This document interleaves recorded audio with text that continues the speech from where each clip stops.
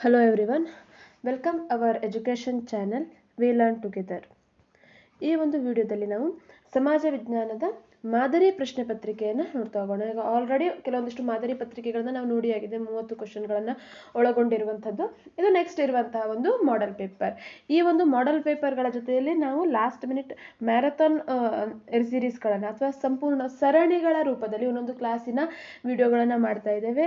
ಇವುಗಳ ಜೊತೆಯಲ್ಲಿ last minute ರಿವಿಷನ್ಗಳನ್ನು ಸಹ ನಾವು ಆಲ್ರೆಡಿ ಅಪ್ಲೋಡ್ ಮಾಡಲಿಕ್ಕೆ ಸ್ಟಾರ್ಟ್ ಮಾಡಿದ್ದೇವೆ. ಪ್ರೀವಿಯಸ್ ವಿಡಿಯೋದಲ್ಲಿ ನಾವು ಸೈಕಾಲಜಿಯ ಲಾಸ್ಟ್ ಮಿನಿಟ್ ರಿವಿಷನ್ ಹಾಗೆ ಸೋಷಿಯಲ್ ಇದರ ಜೊತೆಯಲ್ಲಿ ಸೈನ್ಸ್ನ ಲಾಸ್ಟ್ ಮಿನಿಟ್ ರಿವಿಷನ್ಗಳನ್ನೆಲ್ಲ ಸಹ ನಮ್ಮ ಚಾನಲ್ನಲ್ಲಿ ನಾವು ಅಪ್ಲೋಡ್ ಮಾಡ್ತಾ ಇದ್ದೇವೆ. ಎಕ್ಸಾಮ್ ಏನು ಇನ್ನೂ ಹತ್ತಿರ ಬರ್ತಾ ಇದೆ, ನಿಯರ್ ಇದೆ. ಹಾಗಾಗಿ ಸ್ಟಡಿಯನ್ನು ಇನ್ನಷ್ಟು ಹೆಚ್ಚಿಗೆಯನ್ನು ಮಾಡ್ಕೊಳ್ಬೇಕಾಗತ್ತೆ. ಕ್ವಿಕ್ಕಾಗಿ ಸ್ಟಡಿ ಮಾಡುವಂತಹ ಯಾವುದೇ ಎಕ್ಸ್ಟ್ರಾ ವಿಷಯಗಳು ಇಲ್ಲದೆ ಕೇವಲ ನಿಮ್ಮ ಸ್ಟಡಿಗೆ ಸಂಬಂಧಪಟ್ಟ ವಿಷಯಗಳನ್ನಷ್ಟೇ ಹಾಕಿ ಮಾಡಿದಂತಹ ವಿಡಿಯೋಸ್ ಇವುಗಳಾಗಿದ್ದಾವೆ. ವಿಡಿಯೋವನ್ನು ಸ್ಟಾರ್ಟ್ ಮಾಡ್ತಾ ಹೋಗೋಣ. ಅದಕ್ಕೂ ಮೊದಲು ನೀವಿನ್ನು ನಮ್ಮ ಚಾನಲ್ ವಿ ಲರ್ನ್ ಟುಗೆದರ್ ಅನ್ನು ಸಬ್ಸ್ಕ್ರೈಬ್ ಆಗದೇ ಇದ್ರೆ ದಯವಿಟ್ಟು ನಮ್ಮ ಚಾನಲನ್ನು ಸಬ್ಸ್ಕ್ರೈಬ್ ಆಗಿ ಹಾಗೆ ಬೆಲ್ ಬಟನ್ ಒತ್ತುವ ಮೂಲಕ ನಮಗೆ ನೋಟಿಫೈ ಆಗಿರಿ. ಫಸ್ಟ್ ಕ್ವಶನ್ ಏನಿದೆ ಅನ್ನೋದನ್ನು ನೋಡೋಣ. ಅಹೋಮ್ ರಾಜ್ಯದಲ್ಲಿ ಪ್ರಜೆಗಳನ್ನು ಕರೆಯುತ್ತಿದ್ದುದು ಬೋರ್ಫೋಕನ್, ಬೋರ್ಬುರುವ, ಕವೋಫ್ ಹಾಗೆ ತುಮುಲಿ. ಅಹೋಮ್ ರಾಜ್ಯ, ಈ ಅಹೋಮ್ ಹೇಳುವಂಥದ್ದು ಏನು ಈಶಾನ್ಯ ಭಾರತದ ಒಂದು ಭಾಗದಲ್ಲಿ, ಅಸ್ಸಾಂನ ಭಾಗದಲ್ಲಿ ಬೆಳಕಿಗೆ ಬಂದಂತಹ ಒಂದು ರಾಜಮನೆತನ ಆಗಿರುವಂಥದ್ದು. ಈ ಅಹೋಮ್ ರಾಜಮನೆತನದ ಸ್ಥಾಪಕ ಸುಕಪ ಈ ಮನೆತನದ ಸ್ಥಾಪಕ. ಇಲ್ಲಿ ಈ ಒಂದು ಪ್ರದೇಶದಲ್ಲಿ ಅವರು ಆಡಳಿತವನ್ನ ಮಾಡಿದ್ದಕ್ಕಾಗಿ ಅಸ್ಸಾಂ ರಾಜ್ಯಕ್ಕೆ ಅಹೋಮ್ ರಾಜಮನೆತನದವರ ಹೆಸರಿನಿಂದಲೇ ಅಸ್ಸಾಂ ಅನ್ನುವಂತಹ ಹೆಸರು ಬಂತು ಅನ್ನುವಂಥದ್ದನ್ನ ತಿಳಿಸಲಾಗುತ್ತೆ. ಈ ಅಹೋಮ್ ರಾಜಮನೆತನದಲ್ಲಿ ಪ್ರಜೆಗಳನ್ನ ಕರಿತಾ ಇದ್ದಿದ್ದು ಕವೋಫ್ ಅಂತ ಕರಿತಾ ಇದ್ರು. ಪ್ರಜೆಗಳನ್ನ ಕವೋಫ್ ಅಂತ ಹೇಳಿ ಕರಿತಾ ಇದ್ರು. ಈ ಬೋರ್ಫುಕನ್ ಆಗಿರ್ಬೋದು, ಬೋರ್ಬುರುವ ಇವೆಲ್ಲವೂ ಸಹ ಅಲ್ಲಿನ ಕೆಲವೊಂದಿಷ್ಟು ಮಂತ್ರಿಮಂಡಲದ ಹೆಸರುಗಳಾಗಿದ್ವು. ಬೋರ್ಫುಕನ್ ಅನ್ನುವಂಥದ್ದು ಲಚಿತ್ ಇನ್ನ ಪ್ರಮುಖ ಬೋರ್ಫುಕನ್ ಆಗಿದ್ದ ಅಹೋಮ್ ರಾಜಮನೆತನದಲ್ಲಿ. ನೆಕ್ಸ್ಟ್ ಎರಡನೇ ಪ್ರಶ್ನೆ. ಪ್ರಾದೇಶಿಕ ಅಸಮಾನತೆ ನಿವಾರಣೆಗಾಗಿ ಕಲ್ಯಾಣ ಕರ್ನಾಟಕಕ್ಕೆ ವಿಶೇಷ ಸ್ಥಾನಮಾನ ನೀಡಲಾದ ಸಂವಿಧಾನದ ವಿಧಿ. ಪ್ರಾದೇಶಿಕ ಅಸಮಾನತೆ ಎಂದ್ರೇನು? ಒಂದು ಪ್ರದೇಶ, ಈಗ ಒಂದು ರಾಜ್ಯ ಆಗಿರ್ಬೋದು, ಒಂದು ದೇಶ ಆಗಿರ್ಬೋದು, ಆ ದೇಶದ ಎಲ್ಲಾ ಪ್ರದೇಶಗಳು ಏಕರೂಪದಲ್ಲಿ ಏನು ಅಭಿವೃದ್ಧಿಯನ್ನ ಹೊಂದಿರೋದಿಲ್ಲ. ಕೆಲವೊಂದಿಷ್ಟು ಪ್ರದೇಶಗಳು ಕೆಲವೊಂದಿಷ್ಟು ಕಾರಣಗಳಿಂದಾಗಿ ಹಿಂದುಳಿದಿರುತ್ತವೆ. ಅಂತಹ ಹಿಂದುಳಿದಂತಹ ಪ್ರದೇಶ ಮತ್ತು ಮುಂದಿರುವಂತಹ ಪ್ರದೇಶದ ನಡುವೆ ಒಂದು ಅಸಮಾನತೆ ಇರುತ್ತೆ. ಈ ಅಸಮಾನತೆ ನಿವಾರಣೆಗಾಗಿ ಈ ಹಿಂದುಳಿದಂತಹ ಪ್ರದೇಶಗಳಿಗೆ ಕೆಲವೊಂದಿಷ್ಟು ವಿಶೇಷ ಸ್ಥಾನಮಾನ, ವಿಶೇಷ ಅನುದಾನಗಳನ್ನ ನೀಡಲಾಗುತ್ತೆ. ಈ ಪ್ರಾದೇಶಿಕ ಅಸಮಾನತೆ ನಿವಾರಣೆಗಾಗಿ ನಮ್ಮ ಕರ್ನಾಟಕದಲ್ಲಿ ನೋಡೋದಾದ್ರೆ ನಾವು ಮೊದಲು ಹೈದರಾಬಾದ್ ಕರ್ನಾಟಕ HK ಅಂತ ಏನ್ ಕರಿತಾ ಇದ್ವಿ, ಅದನ್ನ ಈಗ ಕಲ್ಯಾಣ ಕರ್ನಾಟಕ ಅಂತ ಮಾಡಲಾಗಿದೆ, KK ಅಂತ. ಈ ಕಲ್ಯಾಣ ಕರ್ನಾಟಕಕ್ಕೆ ಸಂವಿಧಾನಾತ್ಮಕವಾಗಿ ವಿಶೇಷ ಸ್ಥಾನಮಾನವನ್ನ ನೀಡಲಾಗಿದೆ. ಇದು ಒಂದು ಪ್ರಾದೇಶಿಕವಾಗಿ ಹಿಂದುಳಿದಂತಹ ಪ್ರದೇಶ.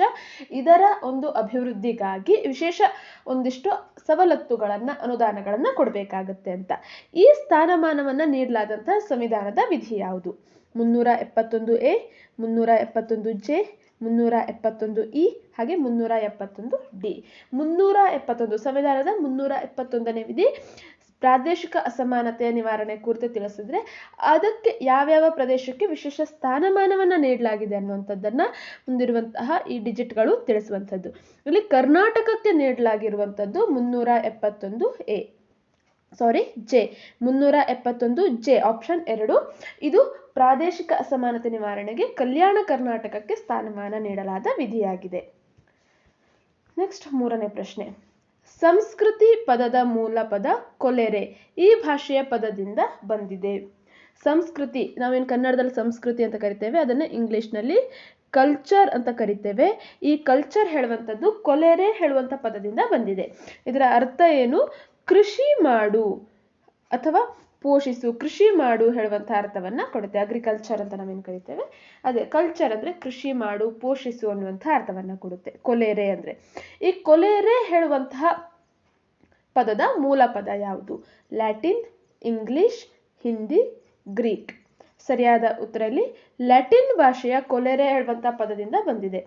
ಲ್ಯಾಟಿನ್ ಭಾಷೆಯ ಕೊಲೆರೆ ಹೇಳುವಂತಹ ಪದದಿಂದ ಬಂದಿರುವಂಥದ್ದು ಈ ಒಂದು ಕಲ್ಚರ್ ಹೇಳುವಂಥ ಇಂಗ್ಲಿಷ್ ಪದ. ಅದಕ್ಕೆ ಕನ್ನಡಕ್ಕೆ ಅನುವಾದಿಯಾಗಿ ನಾವು ಸಂಸ್ಕೃತಿ ಹೇಳುವಂಥ ಪದವನ್ನು ಬಳಕೆ ಮಾಡ್ತೇವೆ.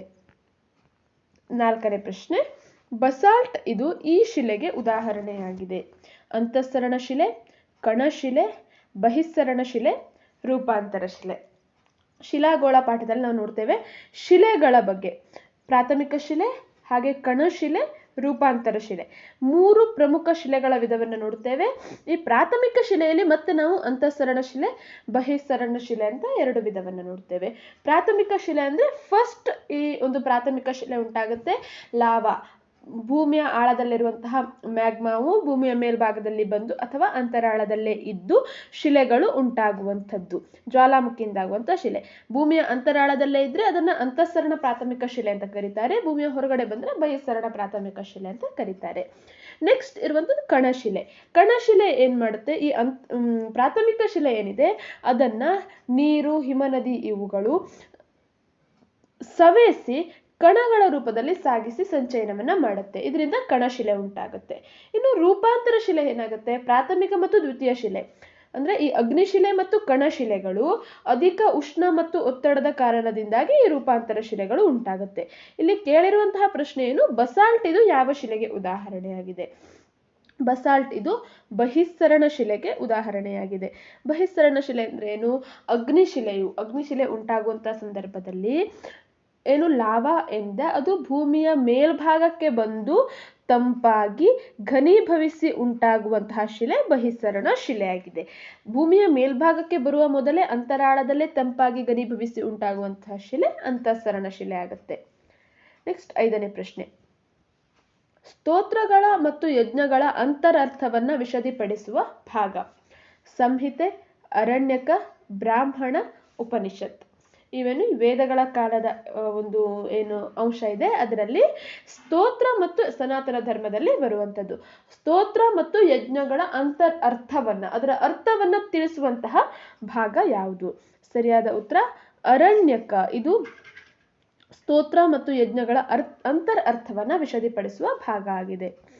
ನೆಕ್ಸ್ಟ್ 6ನೇ ಪ್ರಶ್ನೆ, ಅಷ್ಟಾಂಗ ಹೃದಯ ಸಂಹಿತೆ ಇದನ್ನ ಸಿದ್ಧಪಡಿಸಿದವನು?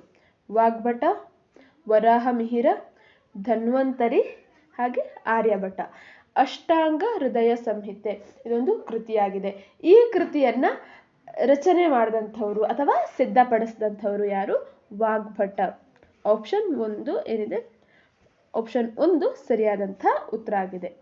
ನೆಕ್ಸ್ಟ್ 7ನೇ ಪ್ರಶ್ನೆ, ಭಾರತದ ಕೋಟೆಗಳ ಕೊರಳಹಾರದ ಮುತ್ತು ಎಂದು ಕರೆದಿರುವುದು ಅಥವಾ ಕರೆಯುವಂಥದ್ದು. ಯಾವ ಒಂದು ಕೋಟೆಯನ್ನ ಭಾರತದ ಕೋಟೆಗಳ ಕೊರಳ ಹಾರದ ಮುತ್ತು ಅಂತ ಕರೀತಾರೆ? ಜೈಪುರ ಕೋಟೆ, ಕೋನಾರ್ಕ್ನ ಕೋಟೆಗಳು, ಗ್ವಾಲಿಯರ್ನ ಕೋಟೆಗಳು, ಹಾಗೆ ಉದಯಪುರದಲ್ಲಿರುವಂತಹ ಕೋಟೆಗಳು. ಸರಿಯಾದಂತಹ ಉತ್ತರ ಇದಕ್ಕೆ ಆಪ್ಷನ್ 3 ಗ್ವಾಲಿಯರ್ ಕೋಟೆಗಳನ್ನ ಭಾರತದ ಕೋಟೆಗಳ ಕೊರಳ ಹಾರದ ಮುತ್ತು ಅಂತ ವರ್ಣನೆಯನ್ನ ಮಾಡಿದ್ದಾರೆ. ರಜಪೂತರ ಕಾಲದಲ್ಲಿ ನಿರ್ಮಾಣ ಆದಂತಹ ಕೋಟೆಗಳು ಇವಾಗಿದ್ದಾವೆ. ಈ ಎಲ್ಲ ಕೋಟೆಗಳು ಅಲ್ಲಿನ ಆ ಒಂದು ವಾಸ್ತುಶಿಲ್ಪದ ರೀತಿ ಆಗಿರಬಹುದು, ಕಟ್ಟಿದಂತಹ ಮೆಥಡ್ಗಳಾಗಿರ್ಬೋದು, ಇವುಗಳನ್ನೆಲ್ಲ ಗಣನೆಗೆ ತೆಗೆದುಕೊಂಡು ಈ ಒಂದು ಕೋಟೆಯನ್ನ, ಗ್ವಾಲಿಯರ್ ಕೋಟೆಯನ್ನ ಭಾರತದ ಕೋಟೆಗಳ ಕೊರಳ ಹಾರದ ಮುತ್ತು ಅಂತ ಕರೆದಿದ್ದಾರೆ. 8ನೇ ಪ್ರಶ್ನೆ, ಫ್ರಾನ್ಸ್ನ ಕೈಗಾರಿಕಾ ಹೃದಯ ಎಂದು ಕರೆಯುವಂಥದ್ದು. ಫ್ರಾನ್ಸ್ನ ಕೈಗಾರಿಕಾ ಹೃದಯ ಅಂತ ಯಾವ ಒಂದು ಕೈಗಾರಿಕಾ ವಲಯವನ್ನ ಕರೀತಾರೆ? ಬ್ರಿಟನ್ ಕೈಗಾರಿಕಾ ವಲಯ, ಪ್ಯಾರಿಸ್ ಕೈಗಾರಿಕಾ ವಲಯ, ಲೊರೈನ್ ಕೈಗಾರಿಕಾ ವಲಯ, ಹಾಗೆ ಉತ್ತರ ಇಟಲಿ ಕೈಗಾರಿಕಾ ವಲಯ. ಫ್ರಾನ್ಸ್ ನಾವೇನು ಯುರೋಪ್ ಖಂಡದಲ್ಲಿ ನೋಡ್ತೇವೆ. ಫ್ರಾನ್ಸ್ ಈ ಯುರೋಪ್ ಖಂಡದಲ್ಲಿ ಕೈಗಾರಿಕೆಗಳು ಹೆಚ್ಚು ಪ್ರಗತಿಯನ್ನು ಹೊಂದಿರುವಂಥದ್ದು. ಆ ಕೈಗಾರಿಕೆಗಳ ಅಭಿವೃದ್ಧಿಗೆ ಬೇಕಾದಂತಹ ಕೆಲವೊಂದಿಷ್ಟು ವಾತಾವರಣ ಆಗಿರಬಹುದು, ಸವಲತ್ತುಗಳು ಅಲ್ಲಿರುವಂಥದ್ದು. ಈ ಫ್ರಾನ್ಸ್ನ ಕೈಗಾರಿಕಾ ಹೃದಯ ಅಂತ ಕರೆಯುವಂಥದ್ದು ಪ್ಯಾರಿಸ್ ಕೈಗಾರಿಕಾ ವಲಯವನ್ನ. ಆಪ್ಷನ್ 2 ಏನಿದೆ ಸರಿಯಾದಂಥ ಉತ್ತರ ಆಗಿದೆ. ನೆಕ್ಸ್ಟ್ 9ನೇ ಪ್ರಶ್ನೆ, ಕೆಳಗಿನವುಗಳಲ್ಲಿ ಅಕ್ಬರ್ನ ಆರಂಭದ ಕಾಲದ ನಿರ್ಮಾಣ ಯಾವುದು? ಮೊಘಲರ ಆಡಳಿತದಲ್ಲಿ ನಾವು ಬಾಬರ್ನನ್ನ ಮೊಘಲರ ಸ್ಥಾಪಕ ಅಂತ ಕರಿತೇವೆ. ಆತನ ನಂತರ ಹುಮಾಯೂನ್ ಬರ್ತಾನೆ. ಹುಮಾಯೂನ್ ಬಂದಂಥ ಸಂದರ್ಭದಲ್ಲಿ ಶೇರ್ ಶಾನು ಈ ಹುಮಾಯೂನನ್ನು ಸೋಲಿಸಿ ಕೆಲವೊಂದಿಷ್ಟು ಕಾಲ ಆ ಪ್ರದೇಶವನ್ನು ಆಳ್ವಿಕೆಯನ್ನು ಮಾಡ್ತಾನೆ. ನಂತರ ಶೇರ್ ಶಾನ ನಂತರ ಮತ್ತೆ ಹುಮಾಯೂನ್ ಬರ್ತಾನೆ. ಆತನ ನಂತರ ಆತನ ಮಗ ಅಕ್ಬರನು ಈ ಭಾರತದಲ್ಲಿ ಮೊಘಲ್ ಸಾಮ್ರಾಜ್ಯದ ಸುಲ್ತಾನ್ ಮೊಘಲರ ಪ್ರಸಿದ್ಧ ಅರಸ ಅಂತ ನಾವು ಅಕ್ಬರ್ನನ್ನ ಕರಿತೇವೆ. ಈ ಅಕ್ಬರ್ನ ಆರಂಭದ ಕಾಲದ ನಿರ್ಮಾಣ ಯಾವುದು? ಆರಂಭದ ಕಾಲದಲ್ಲಿ ಅಕ್ಬರ್ ಯಾವೆಲ್ಲ ವಾಸ್ತುಶಿಲ್ಪ ನಿರ್ಮಾಣಗಳನ್ನು ಮಾಡಿದ್ದ? ಹುಮಾಯೂನ್ನ ಸಮಾಧಿ, ಬುಲಂದ್ ದರ್ವಾಜ, ಜಾಮಿಯಾ ಮಸೀದಿ, ಆಗ್ರಾ ಕೋಟೆ. ಸರಿಯಾದಂತಹ ಉತ್ತರ ಇಲ್ಲಿ ಹುಮಾಯೂನ್ನ ಸಮಾಧಿ. ಇದು ಅಕ್ಬರ್ನ ಆರಂಭದ ಕಾಲದ ನಿರ್ಮಾಣ ಆಗಿರುವಂಥದ್ದು. ಅಕ್ಬರ್ನ ಆರಂಭದ ಕಾಲದ ನಿರ್ಮಾಣ. ನೆಕ್ಸ್ಟ್ 10ನೇ ಪ್ರಶ್ನೆ. ಆವರ್ತ ಮಾರುತಗಳನ್ನ ರಷ್ಯಾದಲ್ಲಿ ಹೀಗೆಂದು ಕರೆಯುವರು. ಆವರ್ತ ಮಾರುತ ಅಂದ್ರೆ ಏನು? ಆವರ್ತ ಮಾರುತ ಅಂದ್ರೆ ಸೆಂಟರ್ನಲ್ಲಿ, ಕೇಂದ್ರದಲ್ಲಿ ಕಡಿಮೆ ಒತ್ತಡ ಇರುತ್ತೆ, ಸುತ್ತಲಿನ ಭಾಗದಲ್ಲಿ ಅಧಿಕ ಒತ್ತಡ ಇರುತ್ತೆ. ಇಂತಹ ಸಂದರ್ಭದಲ್ಲಿ ಸುತ್ತಲಿನ ಅಧಿಕ ಒತ್ತಡದಿಂದ ಕೇಂದ್ರದ ಕಡಿಮೆ ಒತ್ತಡದ ಪ್ರದೇಶಗಳಿಗೆ ಗಾಳಿಗಳು ಬರುವಂಥದ್ದು. ವೃತ್ತಾಕಾರದಲ್ಲಿ ಬರುತ್ತೆ. ಇದನ್ನ ಆವರ್ತ ಅಂತೇವೆ. ಅದಕ್ಕೆ ಅಪೋಸಿಟ್ ಆಗಿ ಇರುವಂಥದ್ದು ಪ್ರತ್ಯಾವರ್ತ. ಅಧಿಕ ಒತ್ತಡದ ಕೇಂದ್ರದಿಂದ ಕಡಿಮೆ ಒತ್ತಡ ಇರುವ ಸುತ್ತಲಿನ ಕಡೆಗೆ ಗಾಳಿ ಹೋಗುವಂಥದ್ದು ಅಥವಾ ಮಾರುತಗಳು ಹೋಗುವಂಥದ್ದು ಪ್ರತ್ಯಾವರ್ತ ಮಾರುತ ಆಗತ್ತೆ. ಈ ಆವರ್ತ ಮಾರುತಗಳನ್ನ ಬೇರೆ ಬೇರೆ ಪ್ರದೇಶಗಳಲ್ಲಿ ಬೇರೆ ಬೇರೆ ಹೆಸರಿನಿಂದ ಕರೀತಾರೆ. ಇಲ್ಲಿ ರಷ್ಯಾದಲ್ಲಿ ಅದನ್ನ ಏನಂತ ಕರೀತಾರೆ? ಹರಿಕೇನ್, ವರ್ಲ್ಪೂಲ್, ಸೈಕ್ಲೋನ್ ಹಾಗೆ ವಿಲ್ಲಿಸ್. ಸರಿಯಾದಂತಹ ಉತ್ತರ ಇಲ್ಲಿ ವರ್ಲ್ಪೂಲ್ ಅಂತ ಕರೀತಾರೆ ರಷ್ಯಾದಲ್ಲಿ ಆವರ್ತ ಮಾರುತವನ್ನ. ರಷ್ಯಾದಲ್ಲಿ ವರ್ಲ್ಪೂಲ್ ಅಂತ ಕರೀತಾರೆ. ಹರಿಕೇನ್ ಅಂತ ಕರೆಯುವಂಥದ್ದು USA ಅಥವಾ ಅಮೇರಿಕಾ ಈ ಪ್ರದೇಶದಲ್ಲಿ ಹರಿಕೇನ್ ಅಂತ ಕರೀತಾರೆ. ಸೈಕ್ಲೋನ್ ಅಂತ ಕರೆಯುವಂಥದ್ದು ಭಾರತದಲ್ಲಾದ್ರೆ ವಿಲ್ಲಿಸ್ ಅಂತ ಆಸ್ಟ್ರೇಲಿಯಾದಲ್ಲಿ ಕರೀತಾರೆ. ಟೈಫೂನ್ ಅಂತ ಹೇಳಿ ಕರೆಯುವಂಥದ್ದು ಚೀನಾ ಮತ್ತು ಜಪಾನ್ನ ಭಾಗದಲ್ಲಿ ಟೈಫೂನ್ ಅಂತ ಹೇಳಿ ಈ ಆವರ್ತ ಮಾರುತಗಳನ್ನ ಕರೆಯುವಂಥದ್ದು. ನೆಕ್ಸ್ಟ್ 11ನೇ ಪ್ರಶ್ನೆ. ಕೆಳಗಿನವುಗಳಲ್ಲಿ ಯಾವುದು ಸಂಚಾರಿ ವ್ಯಾಪಾರಿ ಅಲ್ಲ? ಸಂಚಾರಿ ವ್ಯಾಪಾರಿ ಮತ್ತು ಕಾಯಂ ವ್ಯಾಪಾರಿ ಅಂತ ಎರಡು ವಿಧ. ಸಂಚಾರಿ ವ್ಯಾಪಾರಿ ಅಂದ್ರೆ ಓಡಾಡಿಕೊಂಡು ಬೀದಿಗಳಲ್ಲಿ ಮನೆಗೆ ಹೋಗಿ ವಸ್ತುಗಳನ್ನ ಮಾರಾಟ ಮಾಡುವಂಥದ್ದು. ಕಾಯಂ ವ್ಯಾಪಾರಿ ಅಂದ್ರೆ ಒಂದು ಕಡೆ ನೆಲೆ ನಿಂತು ಅಲ್ಲಿ ವ್ಯಾಪಾರವನ್ನ ಮಾಡುವಂಥದ್ದು. ಯಾವುದು ಸಂಚಾರಿ ವ್ಯಾಪಾರಿ ಅಲ್ಲ ಅಂದ್ರೆ ಯಾವುದು ಕಾಯಂ ವ್ಯಾಪಾರಿ? ತಲೆಹೊರೆ ವ್ಯಾಪಾರಿ, ತಳ್ಳುಗಾಡಿ ವ್ಯಾಪಾರಿ, ರಸ್ತೆ ಬದಿ ವ್ಯಾಪಾರಿ, ಖಾಯಂ ಅಂಗಡಿ. ಸರಿಯಾದ ಉತ್ತರ ಇಲ್ಲಿ ಖಾಯಂ ಅಂಗಡಿ. ಇದು ಸಂಚಾರಿ ವ್ಯಾಪಾರಿ ಅಲ್ಲ. ತಲೆಹೊರೆ ಅಂದ್ರೆ ಹಣ್ಣುಗಳನ್ನ ತರಕಾರಿಗಳನ್ನ ತಲೆಯ ಮೇಲೆ ಬುಟ್ಟಿಯನ್ನ ಇಟ್ಟು ಅದರಲ್ಲಿ ಇಟ್ಕೊಂಡು ಬಂದು ಮಾರುವಂಥದ್ದು. ಇನ್ನು ತಳ್ಳುಗಾಡಿ ವ್ಯಾಪಾರಿ ಅಂದ್ರೆ ಗಾಡಿಗಳ ಮೇಲೆ ಬೇರೆ ಬೇರೆ ರೀತಿಯಾದಂತಹ ಹಣ್ಣು ತರಕಾರಿ ಬೇರೆ ಬೇರೆ ಸಾಮಗ್ರಿಗಳನ್ನ ಇಟ್ಟು ಮಾರುವಂಥದ್ದು. ರಸ್ತೆ ಬದಿ ವ್ಯಾಪಾರಿ ಅಂದ್ರೆ ಎಲ್ಲಿ ಕೂಡು ಜಾಗಗಳಿರುತ್ತೋ, 3-4 ರಸ್ತೆಗಳು ಕೂಡುವಂತಹ ಜಾಗ ಅಥವಾ ಜಂಕ್ಷನ್ ಅಂತ ನಾವು ಕರಿತೇವೆ, ಅಂತಹ ಪ್ರದೇಶ, ಜನಗಳು ಹೆಚ್ಚು ಸೇರುವಂತಹ ಪ್ರದೇಶ, ಸಂತೆಗಳಾಗಿರ್ಬೋದು, ಈ ಬದಿಯಲ್ಲಿ ವ್ಯಾಪಾರವನ್ನ ಮಾಡುವಂಥವರಾಗಿರ್ತಾರೆ. ನೆಕ್ಸ್ಟ್ 12ನೇ ಪ್ರಶ್ನೆ. ವಿಕ್ಟೋರಿಯಾ ಜಲಪಾತವನ್ನು ಉಂಟು ಮಾಡಿದ ನದಿ. ಯಾವ ನದಿಯು ವಿಕ್ಟೋರಿಯಾ ಜಲಪಾತವನ್ನು ನಿರ್ಮಾಣ ಮಾಡಿದೆ? ಸೆನೆಗಲ್ ನದಿ, ನೈಜರ್ ನದಿ, ಜಾಂಬೇಜಿ ನದಿ ಹಾಗೆ ಕಾಂಗೋ ನದಿ. ಆಫ್ರಿಕಾದಲ್ಲಿ ಕಂಡುಬರುವಂತಹ ನದಿಗಳಾಗಿದ್ದಾವೆ ಈ ಎಲ್ಲವೂ. Senegal, Niger, Zambezi, Congo. ಇನ್ನು ಈ ನೈಲ್ ನದಿಯನ್ನು ಹೇಳ್ತೇವೆ. ನೈಲ್ ನದಿಯು ಸಹ ಪ್ರಪಂಚದ ಅತಿ ಉದ್ದವಾದಂತಹ ಒಂದು ನದಿಯಾಗಿದೆ ನೈಲ್ ನದಿ. ಇವೆಲ್ಲವೂ ಸಹ ಇಲ್ಲಿ ಕಂಡು ಬರೋದಾದ್ರೂ ಇಲ್ಲಿ ವಿಕ್ಟೋರಿಯಾ ಜಲಪಾತವನ್ನ ನಿರ್ಮಾಣ ಮಾಡಿದಂತಹ ನದಿ ಯಾವುದು? ಅದು ಜಾಂಬೇಜಿ ನದಿ. ಜಾಂಬೇಜಿ ನದಿಯಿಂದ ನಿರ್ಮಾಣ ಆಗಿರುವಂಥದ್ದು. ನೆಕ್ಸ್ಟ್ 13ನೇ ಕ್ವಶನ್. ಉಡುಪಿಯಲ್ಲಿ ಶ್ರೀಕೃಷ್ಣನ ಪೂಜೆಗೆಂದು ಅಷ್ಟಯತಿಗಳನ್ನು ನೇಮಿಸಿದವರು. ಶಂಕರಾಚಾರ್ಯರು, ಬಸವೇಶ್ವರರು, ಮಧ್ವಾಚಾರ್ಯರು, ರಾಮಾನುಜಾಚಾರ್ಯರು. ಸರಿಯಾದಂತಹ ಉತ್ತರ ಇಲ್ಲಿ ಮಧ್ವಾಚಾರ್ಯರು ಉಡುಪಿಯಲ್ಲಿ ಕೃಷ್ಣನ ಪೂಜೆಗೆಂದು ಅಷ್ಟಯತಿಗಳನ್ನ ಅಂದ್ರೆ 8 ಜನ ಯತಿಗಳನ್ನ ನೇಮಕ ಮಾಡ್ತಾರೆ. ಮಧ್ವಾಚಾರ್ಯರೇ ಈ ಉಡುಪಿಯಲ್ಲಿ ಶ್ರೀಕೃಷ್ಣನ ವಿಗ್ರಹವನ್ನ ತಂದು ಪೂಜೆಯನ್ನ ಪ್ರಾರಂಭ ಮಾಡಿದಂಥವರು. ನಂತರ ಅವರು ಪೂಜೆಗೆಂದು ಅಷ್ಟಯತಿಗಳನ್ನ ನೇಮಿಸ್ತಾರೆ. ಇಲ್ಲಿ ಶಂಕರಾಚಾರ್ಯರ ತತ್ವಗಳನ್ನ ನಾವು ಅದ್ವೈತ ತತ್ವ ಅಥವಾ ಅದ್ವೈತ ಸಿದ್ಧಾಂತ ಅಂತ ಕರಿತೇವೆ.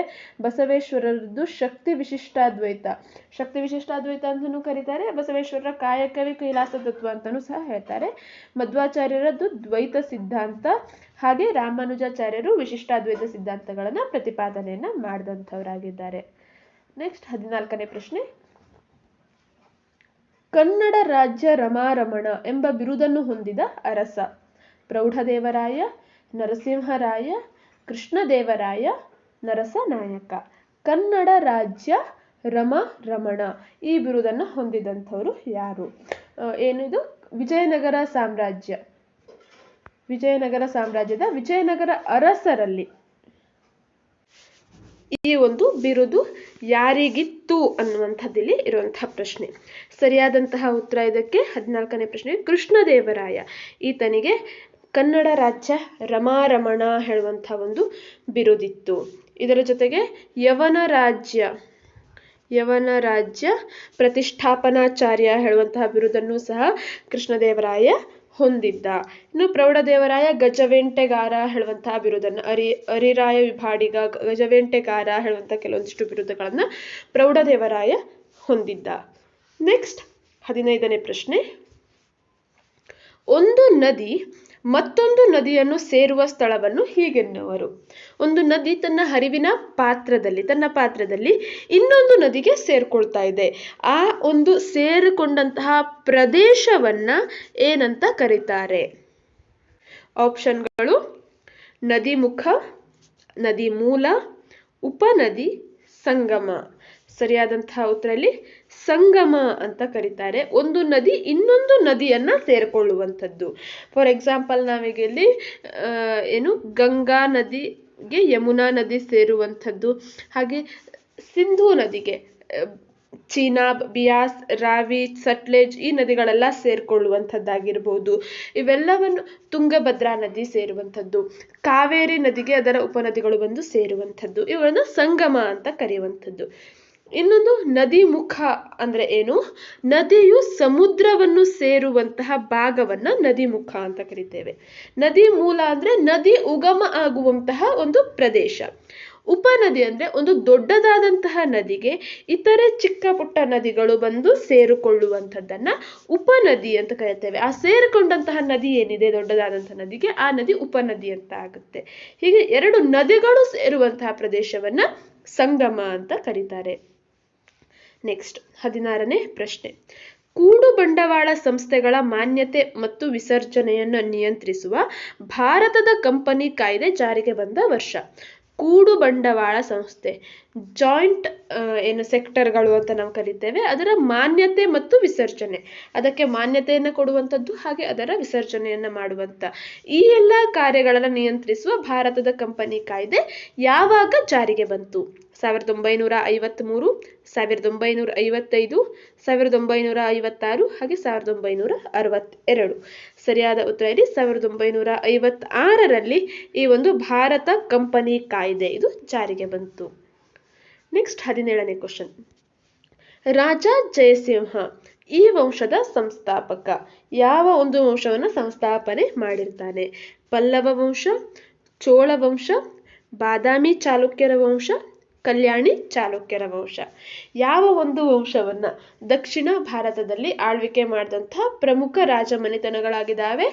ದಕ್ಷಿಣ ಭಾರತ ಅಷ್ಟೇ ಅಲ್ಲದೆ ರಜಪೂತರಲ್ಲಿ ಆಗಿರಬಹುದು ಅಥವಾ ಉತ್ತರ ಭಾರತದ ಕೆಲವೊಂದಿಷ್ಟು ರಾಜಮನೆತನಗಳಲ್ಲಿ ಆ ಒಂದು ರಾಜಮನೆತನ ಅದರ ಸ್ಥಾಪಕರು ಯಾರು ಅನ್ನುವಂಥದ್ದನ್ನ ಒಂದು ಕಡೆ ನೋಟ್ ಮಾಡಿಟ್ಕೊಂಡು ನೆನಪಿಟ್ಕೊಳ್ಬೇಕಾಗತ್ತೆ. ಕ್ವಶನ್ಗಳನ್ನ ಡೈರೆಕ್ಟ್ ಆಗಿ ಈ ವಂಶದ ಸ್ಥಾಪಕ ಯಾರು ಅಂತ ಕೇಳಬಹುದು, ಅಥವಾ ಸ್ಥಾಪಕರ ಹೆಸರನ್ನ ಕೊಟ್ಟು ಇವರು ಯಾವ ವಂಶವನ್ನ ಸ್ಥಾಪನೆ ಮಾಡಿದ್ದಾರೆ ಅನ್ನುವಂಥದ್ದನ್ನು ಕೇಳಬಹುದು.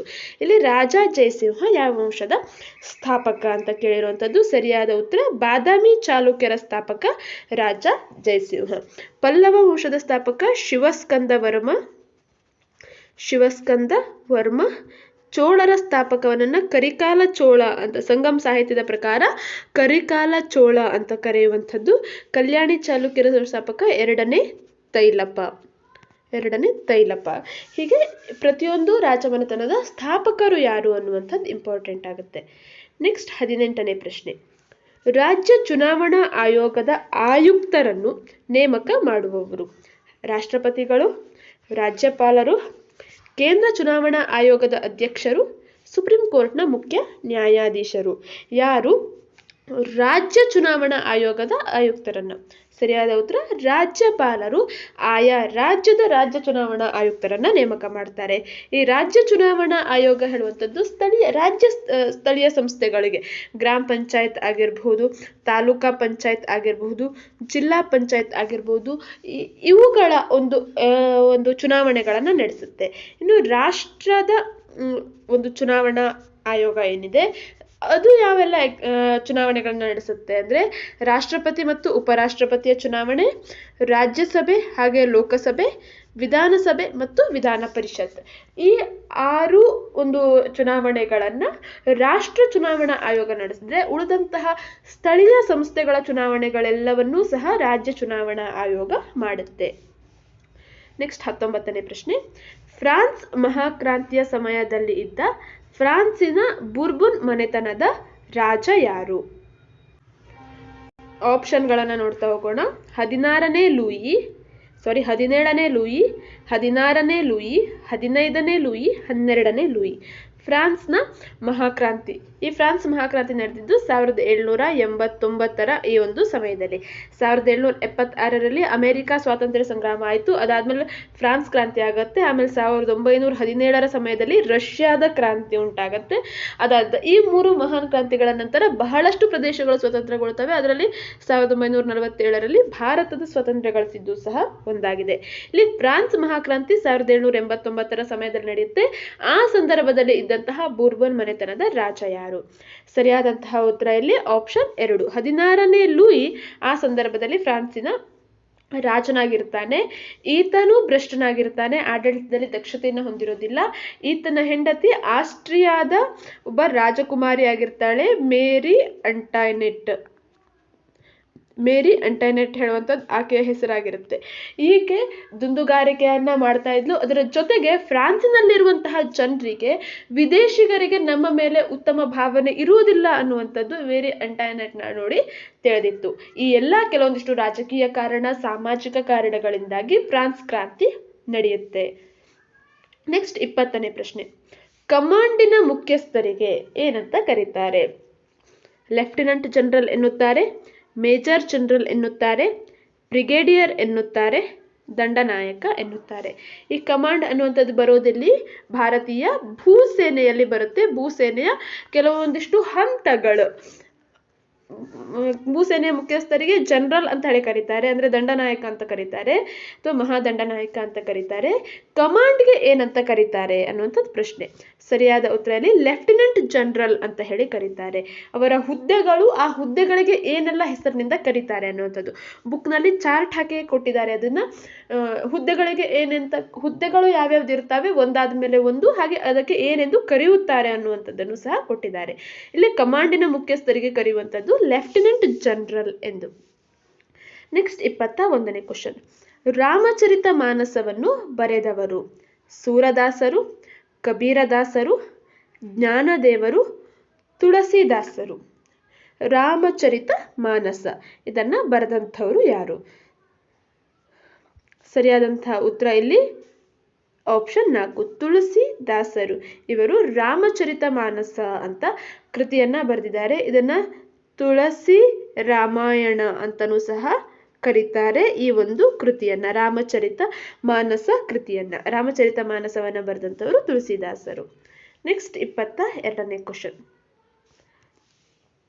ರಾಮಾನುಜಾಚಾರ್ಯರ ತತ್ವದ ಅನುಯಾಯಿಗಳಾಗಿ ಉತ್ತರ ಭಾರತದಲ್ಲಿ ರಾಮ ಸೀತೆಯರ ಪೂಜೆಯನ್ನು ಜನಪ್ರಿಯಗೊಳಿಸಿದವರು? ಇವರು ರಾಮಾನುಜಾಚಾರ್ಯರ ತತ್ವದ ಅನುಯಾಯಿಗಳು ಸಹ ಆಗಿದ್ರು, ಹಾಗೆ ಉತ್ತರ ಭಾರತದಲ್ಲಿ ರಾಮ ಸೀತೆಯರ ಪೂಜೆಯನ್ನು ಜನಪ್ರಿಯಗೊಳಿಸಿದಂಥವರು ಸ್ವಾಮಿ ವಿವೇಕಾನಂದರು, ದಯಾನಂದ ಸರಸ್ವತಿ, ಚೈತನ್ಯ ಮಹಾಪ್ರಭು ಹಾಗೆ ರಮಾನಂದರು. ಸರಿಯಾದ ಉತ್ತರ ಇಲ್ಲಿ ಆಪ್ಷನ್ 4, ರಮಾನಂದರು. ಇವರು ರಾಮಾನುಜಾಚಾರ್ಯರ ತತ್ವಗಳಿಂದ ಪ್ರೇರಿತರಾಗಿರ್ತಾರೆ, ಆ ತತ್ವಗಳ ಅನುಯಾಯಿಗಳಾಗಿರ್ತಾರೆ. ಉತ್ತರ ಭಾರತದಲ್ಲಿ ರಾಮ ಸೀತೆಯರ ಪೂಜೆಯನ್ನ ಜನಾದರಣೀಯಗೊಳಿಸ್ತಾರೆ. ಇವರ ಶಿಷ್ಯರು ಕಬೀರ ದಾಸರು. ಹಿಂದೂ ಮುಸ್ಲಿಂ ಭೇದವಿಲ್ಲದೆ ಶಿಷ್ಯರನ್ನ ಇವರು ಮಾಡ್ಕೊಳ್ತಾರೆ. ಕಬೀರ್ ದಾಸರು, ಇವರ ದೋಹಾಗಳನ್ನ ನಾವು ಕೇಳಿರ್ತೇವೆ. ದೋಹಾಗಳು, ಕಬೀರರ ದೋಹಾಗಳು, ಕಬೀರ್ ಪಂಥಿ ಅನ್ನುವಂಥದ್ದು ಮುಂದೆ ಬರುತ್ತೆ ಅದೇ ರೀತಿಯಾಗಿ. ನೆಕ್ಸ್ಟ್ 23ನೇ ಕ್ವಶನ್. ಕರ್ನಾಟಕದ ಸರ್ವ ಋತು ಬಂದರು. ಕರ್ನಾಟಕದ ಸರ್ವ ಋತು ಬಂದರು ಯಾವುದು? ನವಮಂಗಳೂರು ಬಂದರು, ಮಲ್ಪೆ ಬಂದರು, ಬೆಲೆಕೆರೆ ಬಂದರು, ಕಾರವಾರ ಬಂದರು. ಎಲ್ಲ ಋತುಗಳಲ್ಲೂ ಸರಿಯಾಗಿ ಕಾರ್ಯವನ್ನು ನಿರ್ವಹಿಸುವಂತಹ ಸರ್ವ ಋತು ಬಂದರು. ಕರ್ನಾಟಕದ ಸರ್ವ ಋತು ಬಂದರು ಅದು ಕಾರವಾರ ಬಂದರನ್ನು ನಾವು ಕರಿತೇವೆ ಸರ್ವ ಋತು ಬಂದರು ಅಂತ. ನವಮಂಗಳೂರು ಬಂದರು ಭಾರತದ 9ನೆಯ ಪ್ರಮುಖ ಬಂದರು, ರಾಷ್ಟ್ರೀಯ ಬಂದರು ಅಂತ ಕರೆಸಿಕೊಂಡಿರುವಂಥದ್ದು. ಇನ್ನು ಮಲ್ಪೆ, ಬೆಲೆಕೇರಿ ಇವೆಲ್ಲವೂ ಸಹ ಮೀನುಗಾರಿಕಾ ಬಂದರು, ಚಿಕ್ಕ ಪುಟ್ಟ ಬಂದರುಗಳು ಸಹ ಇಲ್ಲಿ ಇರುವಂಥದ್ದು. ಇದರ ಜೊತೆಯಲ್ಲಿ ನಾವು ನವಮಂಗಳೂರು ಬಂದರನ್ನ ಕರ್ನಾಟಕದ ಹೆಬ್ಬಾಗಿಲು ಅಂತ ಕರಿತೇವೆ ನವಮಂಗಳೂರು ಬಂದರನ್ನ. ಭಾರತದ ಹೆಬ್ಬಾಗಿಲು ಅಂತ ಹೇಳಿ ಮುಂಬೈ ಬಂದರನ್ನ ನಾವು ಕರೆಯುವಂಥದ್ದು. ಈ ಮುಂಬೈ ಬಂದರಿನ ಒತ್ತಡವನ್ನು ಕಡಿಮೆ ಮಾಡಲಿಕ್ಕಾಗಿ ನವಶೇವಾ ಬಂದರನ್ನು ಸಹ ನಿರ್ಮಾಣ ಮಾಡಲಾಗಿದೆ. ಈ ಮುಂಬೈ ಬಂದರು, ನವಶೇವಾ ಬಂದರು, ಹಾಗೆ ಕಾಂಡ್ಲಾ ಗುಜರಾತ್ನಲ್ಲಿರುವಂತಹ ಕಾಂಡ್ಲಾ ಬಂದರು, ಗೋವಾದಲ್ಲಿ ಇರುವಂಥದ್ದು, ಜುವಾರಿ ನದಿಯ ದಡದಲ್ಲಿ ಇರುವಂಥದ್ದು, ಹಾಗೆ ಕರ್ನಾಟಕದಲ್ಲಿರುವಂತಹ ನವಮಂಗಳೂರು ಬಂದರು, ಕೊಚ್ಚಿನ್, ಚೆನ್ನೈ, ವಿಶಾಖಪಟ್ಟಣ, ಹಾಲ್ಡಿಯಾ, ಪಾರಾದೀಪ್, ಹಾಗೆ ಕಲ್ಕತ್ತಾ ಇವೆಲ್ಲವೂ ಸಹ ಭಾರತದ ಪ್ರಮುಖ ಬಂದರುಗಳಾಗಿದ್ದಾವೆ. ನೆಕ್ಸ್ಟ್ 24ನೇ ಪ್ರಶ್ನೆ. ಕ್ಯಾಲಿಕೋ ಪ್ರಿಂಟಿಂಗ್ನಲ್ಲಿ ಬಳಸುವ ಖನಿಜ ಯಾವುದು? ಮ್ಯಾಂಗನೀಸ್, ಅಲ್ಯೂಮಿನಿಯಂ, ಅಬ್ರಕ, ಕಬ್ಬಿಣ. ಯಾವುದನ್ನು ಕ್ಯಾಲಿಕೋ ಪ್ರಿಂಟಿಂಗ್ನಲ್ಲಿ ಬಳಸ್ತಾರೆ? ಸರಿಯಾದ ಉತ್ತರ ಇಲ್ಲಿ ಮ್ಯಾಂಗನೀಸನ್ನು ಕ್ಯಾಲಿಕೋ ಪ್ರಿಂಟಿಂಗ್ನಲ್ಲಿ ಬಳಸ್ತಾರೆ. ಇದನ್ನು ಬಹು ಉಪಯೋಗಿ ಖನಿಜ ಅಂತ ಕರೆಯುವಂಥದ್ದು ಮ್ಯಾಂಗನೀಸನ್ನು. ಕಾರಣ ಏನು? ಬಹಳಷ್ಟು ಕ್ಯಾಲಿಕೋ ಪ್ರಿಂಟಿಂಗ್ನಲ್ಲಾಗಿರ್ಬೋದು, ಗಾಜುಗಳ ತಯಾರಿಕೆ, ಬಣ್ಣಗಳ ತಯಾರಿಕೆ ಇವು ಎಲ್ಲದರಲ್ಲೂ ಮ್ಯಾಂಗನೀಸ್ನ ಬಳಕೆ ಹೆಚ್ಚಾಗಿದೆ. ಹಾಗಾಗಿ ಇದನ್ನು ಬಹು ಉಪಯೋಗಿ ಖನಿಜ ಅಂತ ಕರೀತಾರೆ. ಇನ್ನು ಅಲ್ಯೂಮಿನಿಯಂನನ್ನು 20ನೇ ಶತಮಾನದ ಅದ್ಭುತ ಲೋಹ ಅಂತ ಇದನ್ನ ಕರೀತಾರೆ. ಕಾರಣ ಕಡಿಮೆ ಬೆಲೆಗೆ ಸಿಗುತ್ತೆ, ಹಾಗೆ ತೆಳುವಾದ ಹಾಳೆಗಳನ್ನು ಮಾಡ್ಬೋದು. ವಿಮಾನಗಳ ತಯಾರಿಕೆಯಲ್ಲಿ ಅಲ್ಯೂಮಿನಿಯಂಗಳನ್ನು ಬಳಸ್ತಾರೆ. ಅಬ್ರಕ ಕಾಗೆ ಬಂಗಾರ ಅಂತ ಕರೀತಾರೆ. ನೈಸರ್ಗಿಕವಾದ ಅಬ್ರಕದ ತಯಾರಿಕೆಯಲ್ಲಿ ಭಾರತ ನಿಕ್ಷೇಪ ಹಾಗೂ ಅದರ ರಫ್ತಿನಲ್ಲಿ ಮುಂದಿರುವಂಥದ್ದಾಗಿತ್ತು. ಈಗ ಕೃತಕವಾಗಿ ಅಬ್ರಕಗಳನ್ನು ತಯಾರು ಮಾಡ್ತಾ ಇದ್ದಾರೆ. ಕಬ್ಬಿಣ ಇದೊಂದು ಮೂಲ ಖನಿಜ ಅಂತ ನಾವು ಕರಿತೇವೆ. ನೆಕ್ಸ್ಟ್ 25ನೇ ಕ್ವಶನ್. ಅತಿ ಹೆಚ್ಚು ಜಲಪಾತಗಳನ್ನು ಹೊಂದಿದ ಜಿಲ್ಲೆ? ಉತ್ತರ ಕನ್ನಡ, ಶಿವಮೊಗ್ಗ, ಚಿಕ್ಕಮಗಳೂರು, ಕೊಡಗು. ಯಾವ ಜಿಲ್ಲೆ ಅತಿ ಹೆಚ್ಚು ಜಲಪಾತಗಳನ್ನು ಹೊಂದಿದೆ? ಸರಿಯಾದ ಉತ್ತರ ಇಲ್ಲಿ ಉತ್ತರ ಕನ್ನಡ ಜಿಲ್ಲೆ ಅತಿ ಹೆಚ್ಚು ಜಲಪಾತಗಳನ್ನು ಹೊಂದಿದೆ ಕರ್ನಾಟಕದಲ್ಲಿ. ಅದರ ಜೊತೆಯಲ್ಲಿ ಅತಿ ಹೆಚ್ಚು ಅರಣ್ಯ ಪ್ರದೇಶಗಳನ್ನು ಹೊಂದಿರುವಂತಹ ಜಿಲ್ಲೆಯೂ ಸಹ ಇದೇ ಆಗಿದೆ. ಇನ್ನು ಶಿವಮೊಗ್ಗ ಜಿಲ್ಲೆಯ ವಿಷಯಕ್ಕೆ ಬರೋದಾದ್ರೆ ಪ್ರಸಿದ್ಧ ಜೋಗ ಜಲಪಾತವನ್ನು ಒಳಗೊಂಡಿದೆ. ಶರಾವತಿ ನದಿಯಿಂದ ನಿರ್ಮಾಣ ಆದಂತಹ ಜೋಗ ಜಲಪಾತ ಶಿವಮೊಗ್ಗ ಜಿಲ್ಲೆಯಲ್ಲಿದೆ. ಇನ್ನು ಕೊಡಗು ಜಿಲ್ಲೆ ಕಾಫಿ ಬೆಳೆಗೆ ಅತಿ ಹೆಚ್ಚು ಕಾಫಿ ಬೆಳೆಯನ್ನು ಬೆಳೆಯುವಂತಹ ಜಿಲ್ಲೆ. ಕೊಡಗು ಕಿತ್ತಳೆ ನಾಡು ಅಂತ ಕರಿತೇವೆ ಕೊಡಗುವನ್ನ. ಅದರ ಜೊತೆಗೆ ಕರ್ನಾಟಕದ ಕಾಶ್ಮೀರ ಅಂತ ಹೇಳಿ ಕೊಡಗುವನ್ನ ಕರೆಯುವಂಥದ್ದು. ಸರಿಯಾದ ಉತ್ತರ ಇಲ್ಲಿ ಆಪ್ಷನ್ 1. ನೆಕ್ಸ್ಟ್ 26ನೇ ಪ್ರಶ್ನೆ. ರಾಷ್ಟ್ರೀಯ ಹೆದ್ದಾರಿಗಳಿಲ್ಲದ ಕರ್ನಾಟಕದ ಜಿಲ್ಲೆ ಯಾವುದು? ಬೀದರ್, ಕೊಡಗು, ಚಾಮರಾಜನಗರ, ಯಾದಗಿರಿ. ಯಾವ ಒಂದು ಜಿಲ್ಲೆಯಲ್ಲಿ ರಾಷ್ಟ್ರೀಯ ಹೆದ್ದಾರಿಗಳಿಲ್ಲ, ನ್ಯಾಷನಲ್ ಹೈವೇ ಇಲ್ಲ? ಸರಿಯಾದಂತಹ ಉತ್ತರ ಇದಕ್ಕೆ ಆಪ್ಷನ್ 2. ಕೊಡಗು ಜಿಲ್ಲೆಯಲ್ಲಿ ಯಾವುದೇ ರಾಷ್ಟ್ರೀಯ ಹೆದ್ದಾರಿಗಳು ಹಾದು ಹೋಗಿಲ್ಲ. ಇದರ ಜೊತೆಗೆ ರೈಲ್ವೆ ಹಳಿಗಳಿಲ್ಲದ ಜಿಲ್ಲೆ ಅಂತ ಕೇಳಿದ್ರೆ ನಾವು ಕೊಡಗು ಮತ್ತು ರಾಯಚೂರು ಜಿಲ್ಲೆಯನ್ನ ಹೇಳ್ತೇವೆ. ಈ ಎರಡು ಭಾಗದಲ್ಲಿ ರೈಲು ಹಳಿಗಳು ಸಹ ಇಲ್ಲ.